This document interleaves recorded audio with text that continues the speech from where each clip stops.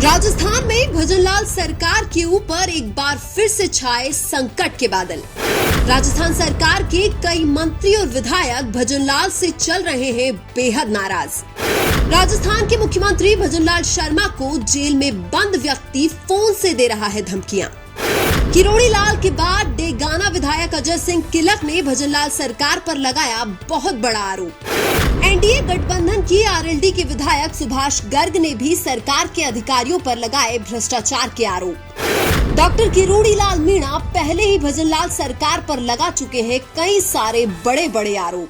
राजस्थान में जैसे जैसे वक्त बीतता जा रहा है वैसे वैसे ही सीएम भजनलाल शर्मा की मुश्किलें भी बढ़ती जा रही है, क्योंकि भजनलाल शर्मा के कार्यकाल में उनकी खुद की पार्टी के विधायक ही सरकार के काम पर सवाल खड़े कर रहे हैं। अगर विपक्ष के विधायक सवाल करे तो आम बात है, लेकिन खुद की पार्टी के विधायक अगर सवाल करने लगे तो यह चिंता का विषय है। अब तक यह सुनने में आ रहा था कि अकेले डॉक्टर किरोड़ी लाल मीणा ही भजनलाल सरकार और उनके अधिकारियों के काम पर सवाल खड़े कर रहे हैं, लेकिन अब किरोड़ी लाल के अलावा और भी कई सारे विधायक हैं जो भजनलाल सरकार के अधिकारियों के काम से खुश नहीं है। अब सबसे बड़ा सवाल यह है कि अगर डबल इंजन की सरकार में भी अधिकारी उनके विधायक की नहीं सुन रहे हैं तो कहीं न कहीं स्थिति ठीक नहीं है। डेगाना से बीजेपी विधायक अजय सिंह किलक ने आरोप लगाया है कि उनके इलाके की पुलिस बजरी माफियाओं के साथ मिली हुई है। विधायक अजय सिंह किलक ने कहा था कि थाने में शिकायत दर्ज करने के बाद पुलिस बजरी माफियाओं पर कार्यवाही नहीं कर रही है। विधायक अजय सिंह किलक ने कहा कि वो एसपी और आईजी तक भी शिकायत कर चुके हैं, लेकिन उनकी बात नहीं सुनी जा रही है। इससे पहले किरोड़ी लाल मीणा आरोप लगा चुके हैं कि उनका फोन टैप किया जा रहा है। इसके अलावा आरएलडी के विधायक सुभाष गर्ग ने भी भजनलाल सरकार के अधिकारियों पर भ्रष्टाचार का आरोप लगाया है।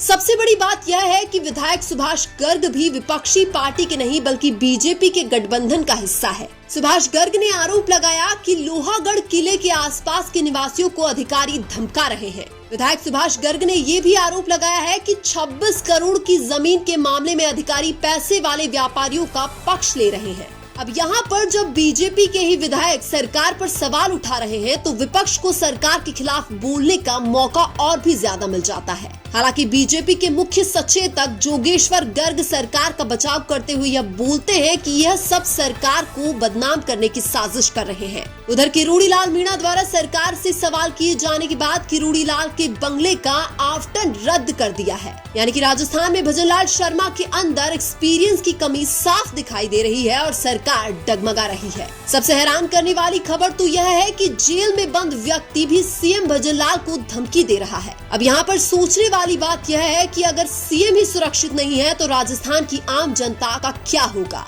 इसके अलावा बीजेपी नेता देवी सिंह भाटी ने भी भारतीय जनता पार्टी की सरकार के खिलाफ धरने की चेतावनी दे दी है। वहीं गुर्जर नेता विजय बैसला भी भारतीय जनता पार्टी की जमकर आलोचना कर रहे हैं। विजय बैसला ने कहा कि गुर्जर समाज ने विधानसभा चुनाव में बीजेपी को समर्थन दिया था, लेकिन बीजेपी हमारी उम्मीदों पर खरा नहीं उतर रही है। यानी कि भजनलाल सरकार में अधिकारी खुद ही मनमर्जी कर रहे हैं, जो कि जनता के लिए कहीं भी ठीक नहीं है। वहीं भजनलाल शर्मा भी अनुभव की कमी के कारण ठोस कदम नहीं उठा रहे हैं। अगर आगे भी ऐसा ही चलता रहा तो कहीं न कहीं भजनलाल शर्मा की कुर्सी खतरे में आ सकती है। यानी कि राजस्थान में बीजेपी किसी अनुभवी नेता को कमान दे सकती है। ऐसा माना जा रहा है कि बीजेपी एक बार फिर से वसुंधरा राजे या किसी अन्य अनुभवी नेता को मुख्यमंत्री बना सकती है। और अगर भजनलाल शर्मा की जगह बीजेपी किसी अनुभवी नेता को मुख्यमंत्री बनाती है तो यह राजस्थान की जनता के लिए फायदेमंद हो सकता है। वहीं दूसरी तरफ बीजेपी से खफा चल रहे किरोड़ी लाल मीणा को भी बीजेपी कोई बड़ा पद दे सकती है।